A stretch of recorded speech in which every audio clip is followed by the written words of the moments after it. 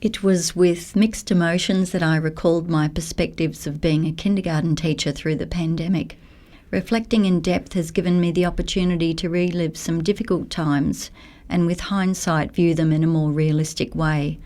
I now have a factual and positive outlook on this time, but I do believe it ultimately led to me leaving my teaching job. My personal values and teaching philosophy are based heavily in creating a sense of belonging through community. I believe children live a more multi-sensory life with time outside in gardens and bush settings, using natural materials, time, space, imagination and curiosity to make sense of their place in the world. And I believe food preparation and eating brings us together. In the kindergarten we made bread and grew vegetables and herbs and made birthday cakes. I'd always searched for ways to connect our kindergarten with community, including family, neighbours, school, library, cultural presentations, theatre, music, environmental centres and artists. My anxiety regarding COVID started early. I'd visited Europe for 3 weeks in December 2019 and 3 weeks in January 2020, flying home from Milan. My husband arrived home with a bad cough. The year at kindy started very organised, with Mother's Day craft gifts being started in week 3. By the end of term 1, everything had started to change. Lockdown started and children of essential workers could only attend. We went from 22 children a day to 4 to 6, sometimes 0, and at most 8. The kindergarten was quiet, and children played with who was there, not necessarily their friends. But I suddenly had so many creative ideas on how to connect with families and children at home. I used an electronic storytelling app to communicate with families daily, and we began videoing the reading of stories. We started telling these stories outside in the garden, so we didn't have to wear a mask. We asked families to share what they were doing at home, and the feedback from families was great. It was a more personal sharing, as we usually had more family members in the stories. I created activity packs to go home. These were usually left at the front gate of the kindy and picked up by families. Children loved visiting and finding a named bag, or delivered by me to their front door with a social distance chat as a bonus. Packs were made for Anzac Day, Mother's Day and a virtual Easter bonnet parade. We placed a large teddy at the front gate.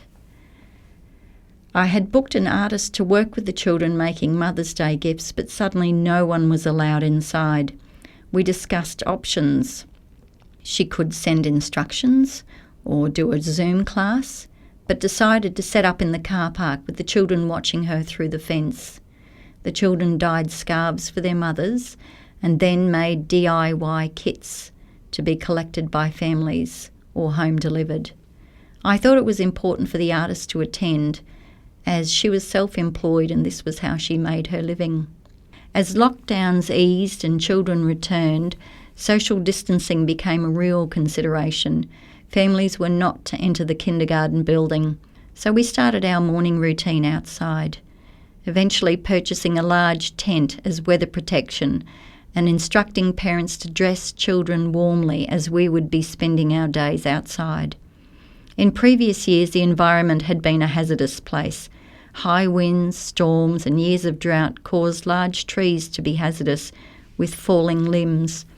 Several floods had occurred in this area, and our playground at the bottom of a hill regularly flooded.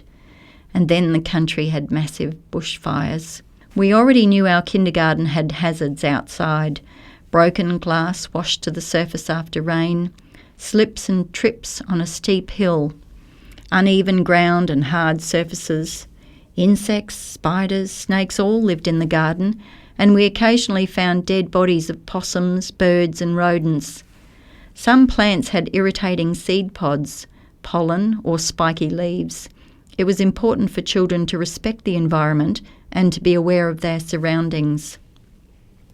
With a growing understanding of how coronavirus spread, we realised outside in the garden was the safest place to be. We had room to socially distance. Although, let's face it, young children are not good at keeping their distance. They are social beings. Inside there were more rules and more work, constant updates from our central office, and communication with individual families increased the number of emails received incredibly. The workload of an already busy job became overwhelming. There was an expectation to read and act on emails after hours and on weekends, as protective procedures were in place when families communicated infection from the virus. Commonly touched surfaces like pens and toys, gates inside were all to be cleaned every 2 hours. Children were to be monitored for hand washing, taught to cough and sneeze in their elbow, and we no longer encourage games and songs requiring hand holding, instead bumping elbows. Yeah, the same elbows that we coughed and sneezed into. Children became very good at reminding their parents of all the new rules. And then a past parent died in April 2020. Her children had attended for 4 years and the family had been heavily involved in all activities.